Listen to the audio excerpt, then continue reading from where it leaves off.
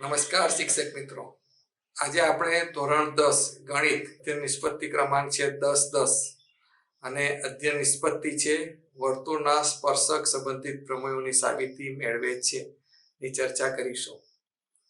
આ માટે હું ધોરણ 10 ના પ્રકરણ 10 નો પ્રમેય જેનો ક્રમ છે 10.2 વર્તુળના બહારના બિંદુમાંથી વર્તુળને દોરેલા સ્પર્શકની લંબાઈ સમાન હોય છે તેના વિશે વાત કરવાનો છું. આ પ્રમેય સાબિત કરવા માટે હું એક સોફ્ટવેર GeoGebra નો ઉપયોગ કરીશ. GeoGebra સોફ્ટવેરની મદદથી આ પ્રમેયની હું ચિત્ર આધારિત સાબિતી એટલે કે ગ્રાફિકલ પ્રૂફ અને સૈદ્ધાંતિક સાબિતી એટલે કે થિયોરેટિકલ પ્રૂફ બંને આપવા પ્રયત્ન કરીશ. GeoGebra સોફ્ટવેરની મદદથી આપણે એ પણ જોઈશું કે આપણે વિદ્યાર્થીને એ સાબિત કરી આપી શકીએ છીએ કે વર્તુળની બહારના કોઈ પણ બિંદુમાંથી વર્તુળને દોરેલા સ્પર્શકની લંબાઈ સમાન હોય છે.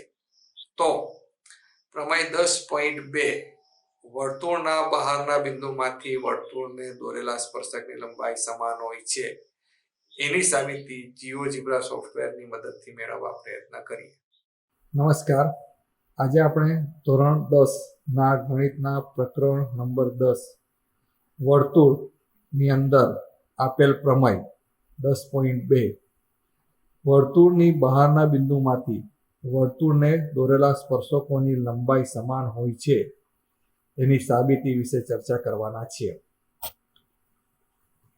આ પ્રમેયને સાબિત કરવા માટે હું એક એપ્લિકેશનનો ઉપયોગ કરવા માંગુ છું. એ એપ્લિકેશનનું નામ છે GeoGebra. એ એપ્લિકેશનની મદદથી આપણે વર્તુળની બહારના બિંદુમાંથી વર્તુળને દોરેલા સ્પર્શકોની લંબાઈ સમાન હોય છે તે ખૂબ સારી રીતે વિદ્યાર્થીને સમજાવી શકીએ એમ છે. તો જોઈએ આપણે કે GeoGebra એપ્લિકેશનનો ઉપયોગ કરીને આ પ્રમેય કેવી રીતે આપણે સાબિત કરી શકીએ.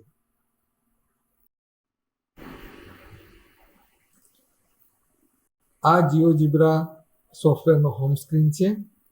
આપણે સૌ પ્રથમ એક વર્તુળ દોરીએ. આ મેં એક વર્તુળ દોર્યું છે. એ કેન્દ્ર ધરાવતું વર્તુળ C છે. વર્તુળ પર એક બિંદુ B છે. હવે હું વર્તુળની બહાર એક બિંદુ લેઉં છું. આ બિંદુ C છે. આ બિંદુ પરથી વર્તુળને હું સ્પર્શક દોરું છું. તો જોઈ લેજો કેવી રીતે સ્પર્શક દોરાય.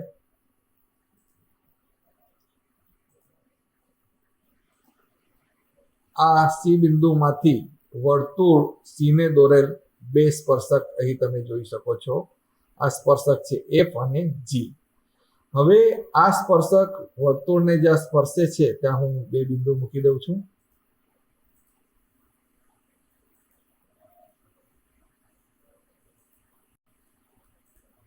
તમે જોઈ શકો છો કે વર્તુળના બહારના બિંદુમાંથી દોરેલ સ્પર્શક વર્તુળને D અને E બિંદુએ છેદે છે. હવે આપણે એ સાબિત કરવાનું છે કે DC અને CE ની લંબાઈ સમાન છે. તો આ માટે હું એક રેખાખંડ લઉં છું જે BC બતાવે છે. આ રેખાખંડ H છે અને એક બીજો રેખાખંડ લઉં છું જે EC બતાવે છે. આ રેખાખંડ I છે. હવે H અને I ની લંબાઈ સરખી હોવી જોઈએ. તો એના માટે હું નેટ માપન માટેનો ટૂલ્સ લઉં છું. તમે જોઈ શકો છો કે H અને I ની લંબાઈ સરખી છે. એટલે કે વર્તુળના બહારના બિંદુમાંથી વર્તુળને દોરેલા સ્પર્શકની લંબાઈ સરખી છે. હવે આપણે જોઈએ કે કદાચ આ બિંદુ સિવાયના કોઈ બિંદુમાંથી આપણે સ્પર્શક દોર્યો હોય તો પણ તમે જોઈ શકો છો કે H અને I ની લંબાઈ સમાન છે. આ બિંદુમાંથી જો વર્તુળને સ્પર્શક દોર્યો હોય તો પણ તમે જોઈ શકો છો કે H અને I ની લંબાઈ સમાન છે. વર્તુળને નાનું મોટું કરીએ તો પણ તમે હંમેશા જોઈ શકો છો કે વર્તુળના બહારના બિંદુમાંથી વર્તુળને દોરેલા સ્પર્શકની લંબાઈ હંમેશા સમાન રહે છે. આ થઈ GeoGebraની મદદથી મેળવેલી સાબિતી. અહીં તમે સૈદ્ધાંતિક સાબિતી વિના પણ સાબિત કરી શકો છો કે વર્તુળની બહારના બિંદુમાંથી વર્તુળને દોરેલા સ્પર્શકની લંબાઈ સમાન હોય છે.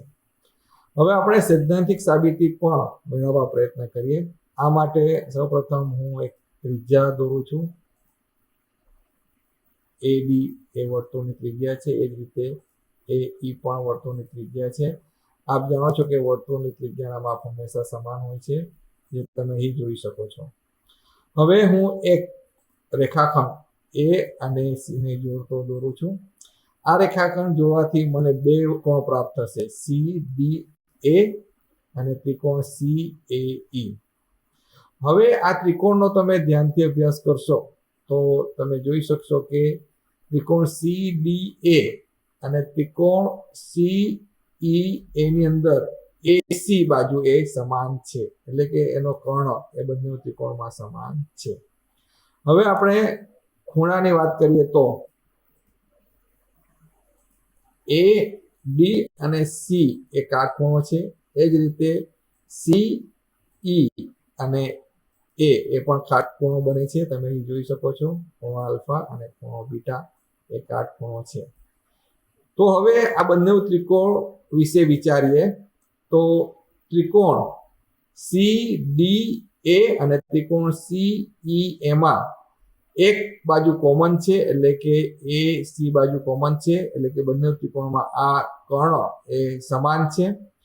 તમે જોશો તો ખૂણો CDA અને ખૂણો CEA પણ સમાન છે, બંને કાટખૂણા છે. અને ત્રિકોણની એક બાજુ AE અને AD એ પણ સમાન છે. તો આપણે કાકબા પ્રમેયના આધારે કહી શકીએ કે આ બંને ત્રિકોણ એકરૂપ બને, એટલે કે ત્રિકોણ CDA અને ત્રિકોણ CEA એ એકરૂપ ત્રિકોણ બને. અને જો આ બંને એકરૂપ ત્રિકોણ હોય તો બાજુ D અને C અને બાજુ C અને E એ સમાન બાજુ બને. તો સૈદ્ધાંતિક રીતે પણ આપણે ખૂબ સારી રીતે જીઓજીબ્રાની મદદથી આ બાબત વિદ્યાર્થીને સમજાવી શકીએ કે કોઈ પણ વર્તુળના બહારના બિંદુમાંથી વર્તુળને દોરેલા સ્પર્શકની લંબાઈ હંમેશા સમાન હોય છે, જે તમે અહીં બતાવી પણ શકો છો. આ જીઓજીબ્રા એપ્લિકેશન કે સોફ્ટવેરનો ઉપયોગ કરીને તમે ગણિતના ઘણા બધા પ્રમાણ સિદ્ધાંતિક બાબત બતાવ્યા વગર પણ સારી રીતે સમજાવી શકો છો, અને સૈદ્ધાંતિક બાબતને પણ જીઓજીબ્રા એપ્લિકેશનની મદદથી ખૂબ સારી રીતે બતાવી શકો છો.